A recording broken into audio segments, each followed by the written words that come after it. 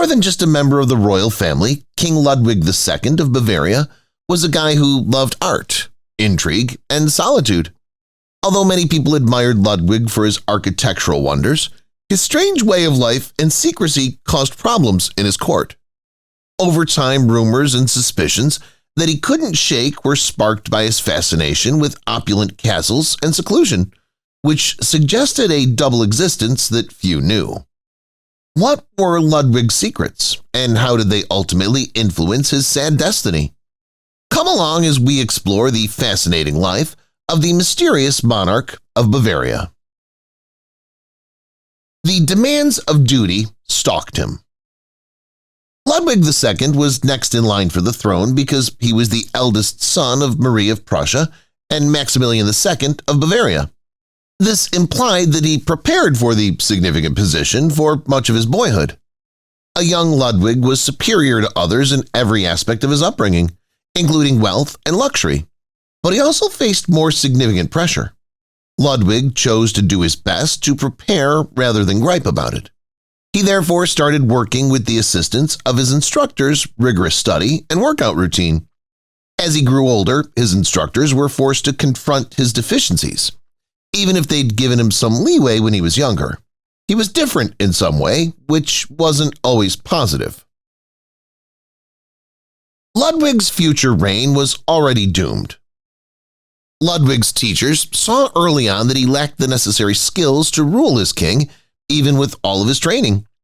Being in charge of a nation came with many duties and little time for other pursuits.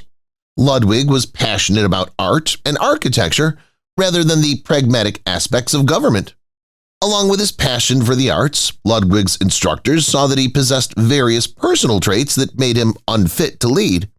They were concerned that his solitary way of life and emotional outbursts would make it difficult for him to make logical choices that would enable him to successfully govern his realm.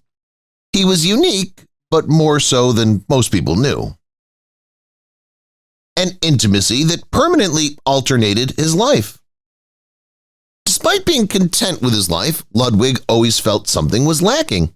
The young prince didn't understand what friendship was until 1863. The two spent 3 weeks together to get to know each other after being paired with Prince Paul, an elderly officer. The two discovered that they both loved Richard Wagner by reading poems. For many years, Ludwig had admired Richard, a German composer. In actuality, the things he valued most were love and adoration. Unfortunately, tragedy struck, and Ludwig was called up before he and Prince Paul could enjoy their passion. The end of life as a prince. Ludwig had prepared himself best for the throne since he was a little lad. But since the king didn't appear ill, the prince seized the chance to relish his life and favorite things. Everything went wrong just when it looked like everything was going smoothly. Unexpectedly, the king became unwell, and his condition rapidly worsened. The 19-year-old prince was compelled to ascend to the throne before Ludwig could comprehend what was happening. He was the king, and everyone was waiting to see what he would do next, whether he felt prepared or not. Unfortunately, it was immediately apparent that he lacked experience. Showing off his newfound strength. Do you recall that Ludwig was primarily interested in art and architecture?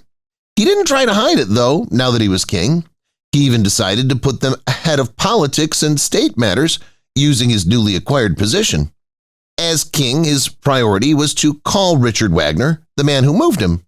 His next goal was constructing a new court theater, employing his passion for architecture. It was a new and exciting chapter in Ludwig's life, but it was intimidating for his people.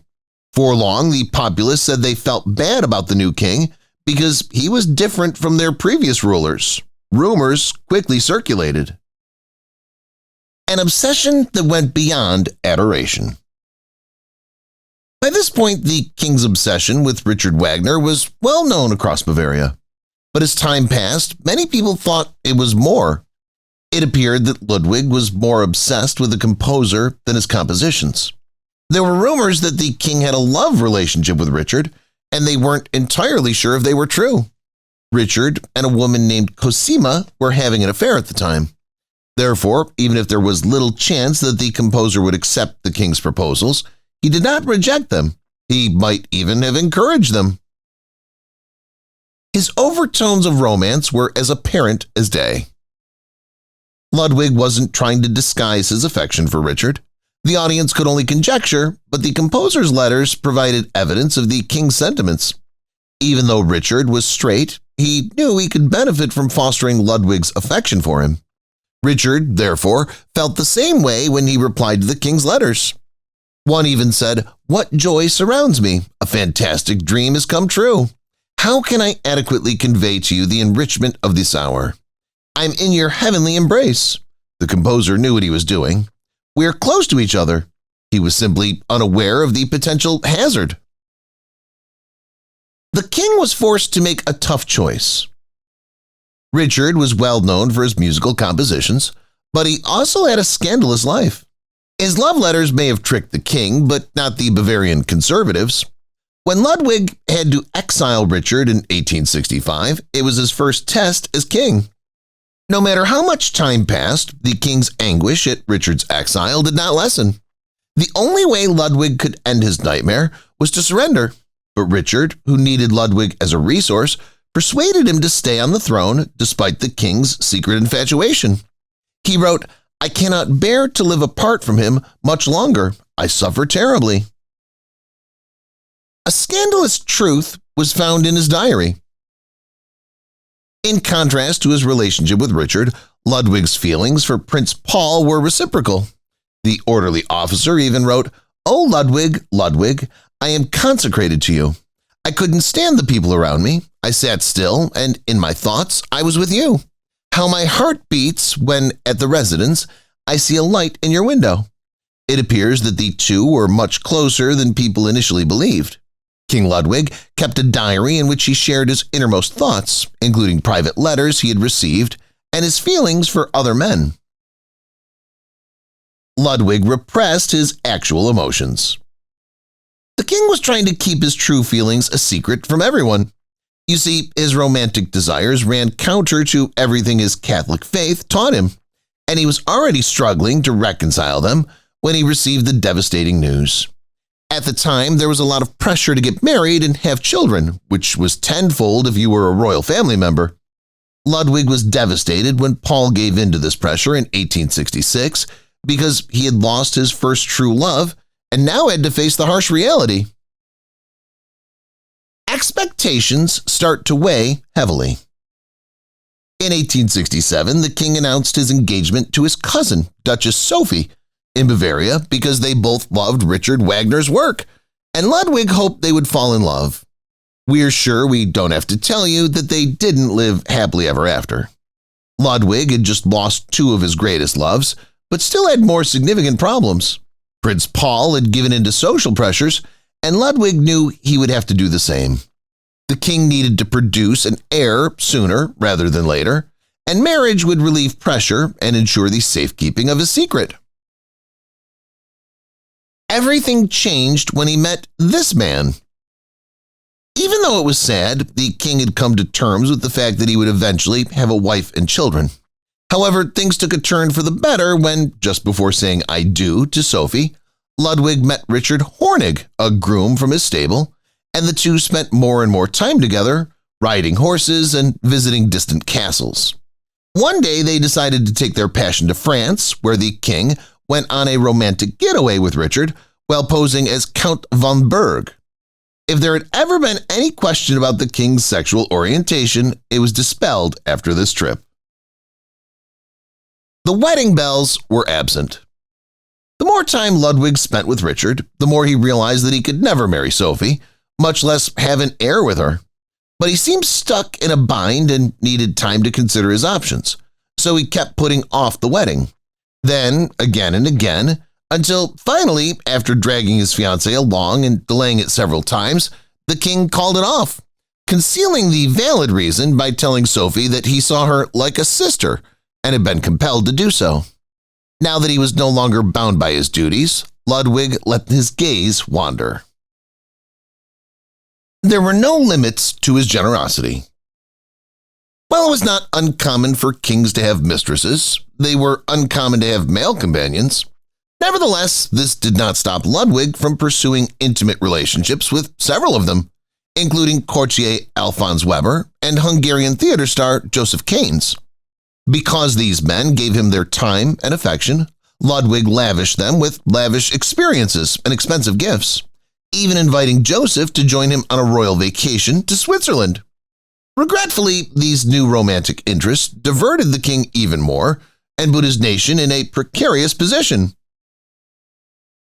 Austria was no longer independent. The Bavarian ministers had good reason to worry about the king's actions. Austria had officially lost its independence during the Austro-Prussian War after only 2 years of his rule, and no one-on-one time with his subjects would make that change. Even so, things continued to worsen for the king as the country joined the German Empire in 1870.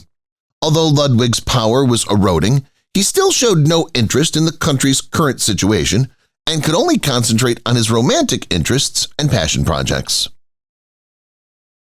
He was the subject of suspicion from government ministers. In addition to his lack of interest in politics, Ludwig lacked the charisma of a king. He detested crowds and preferred to be by himself.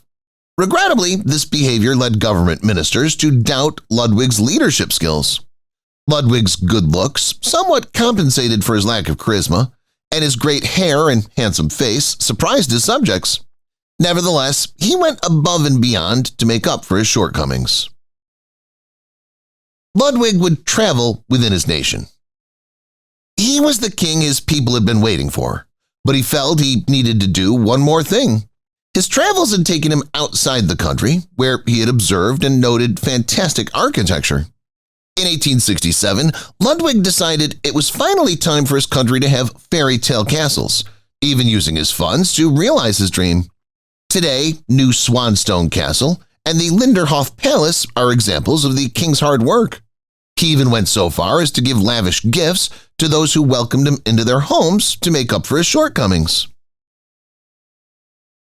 His well-intentions backfired. Before he reached this point, Ludwig's advisors had repeatedly warned him to stop. Still, the more they spoke, the less the king listened.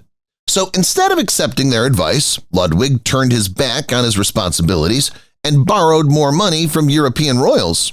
Ludwig knew that the cost of building castles was too much for his country to handle, so he used his money. Unfortunately, by the time he realized how foolish this was, it was too late. And by 1885, the king was close to 9 to 10 million marks in debt, and no one felt sorry for him. The ministers solved the problems on their own. Ludwig kept spending money, and his cabinet kept warning him about the problems his actions could cause. The king threatened to replace all of them to silence them, but his ministers realized he had lost control and decided to plan a coup. After much discussion, they concluded that the simplest way to get rid of Ludwig would be to say that he was mentally ill and could not rule effectively. The most challenging part of the plan was obtaining evidence of his insanity, which was taken care of with a bribe here and there for the king's servants. Things became quite personal. In addition to his apparent lack of interest in state affairs and extreme shyness, Ludwig had some peculiar habits that the cabinet discovered through speaking with his servants. For example, he ate outside in cold weather, but wore warm clothes in the summer. Armed with this file of accusations, the cabinet went to Otto von Bismarck, the Chancellor of the German Empire, who, much to their dismay, didn't believe their reports for a second, even referring to them as rakings from the king's wastepaper basket and cupboards. Nevertheless, he never stopped the cabinet's plans either. They went one step further with their ruse.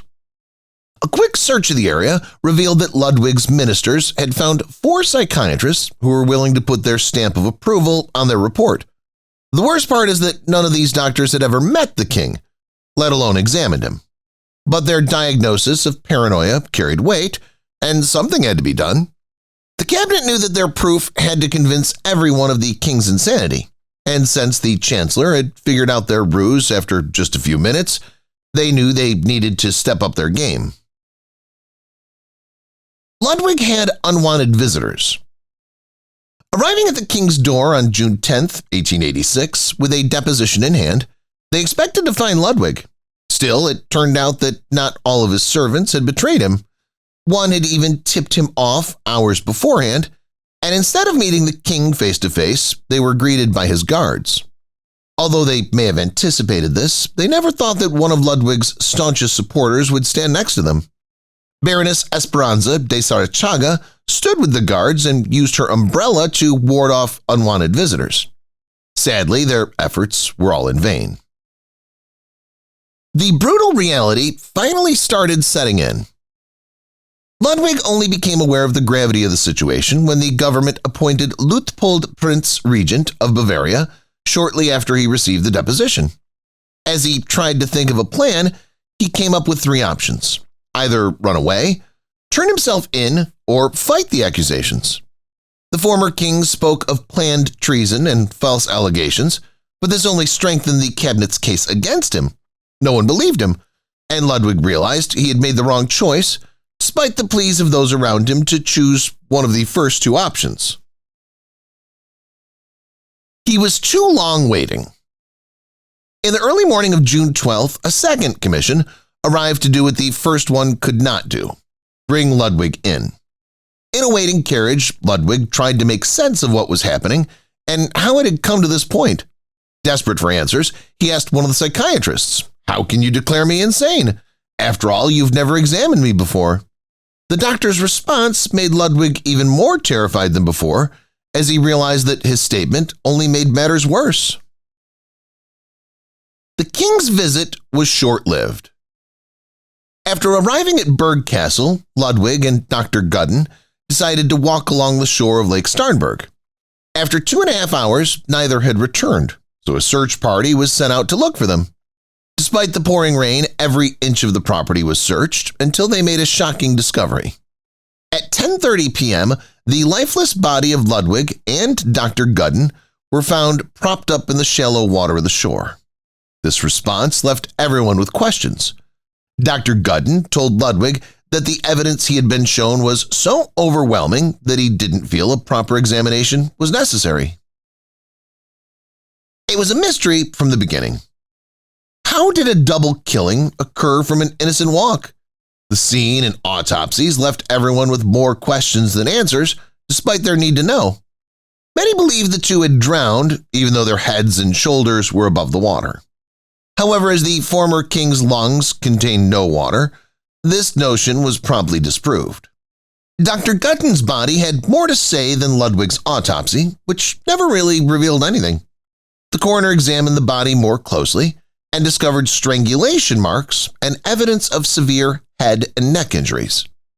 A fisherman had the answers to all their inquiries, and something had gone very wrong. A fisherman's disclosure. Ludwig had a personal fisherman named Lidl when he was king. Following Lidl's death, notes containing a startling admission were found. He described how I was able to swear an oath that I would never say certain things. In addition to illuminating the former king's escape strategy, according to his notes, he would row Ludwig out to a gathering of devoted admirers. But even before Ludwig could step foot on the boat, the scheme failed. The fisherman claimed Ludwig fell immediately after hearing a loud shot from the shore. This appeared to be a lull in the case, but there was a significant issue. Many theories exist. It didn't seem like the fisherman's confession made sense. Despite his claims that Ludwig had been shot, his body was found to be unwounded. People from all across the world have been speculating about that night for years. Some thought he died from a heart attack brought on by the stress of fleeing, while others said the freezing water killed him. But according to Countess Josephine of Rubina-Kaunitz, he'd been killed. She held up a coat that she said belonged to Ludwig and showed off 2 holes in the back. In her opinion, this was sufficient proof of what had happened to the former king. A lot about Ludwig is still unknown. Even though Ludwig wasn't the greatest king, his subjects used to love him. Thus, the nation was saddened by the news of his unexplained death. Even more depressing, though, is the reality that we still don't know a great deal about the king. Since his mental status was never verified or disputed, it's perhaps the most significant question. Empress Elizabeth, his cousin and personal friend, is the only one whose account we have. The king was just an eccentric, living in a world of dreams. He wasn't insane, Elizabeth said. They could have spared him from such a horrible fate if they had treated him with more extraordinary gentleness. If you've watched the video till here, that means you've enjoyed the video. Subscribe. Don't forget to turn on the notifications bell icon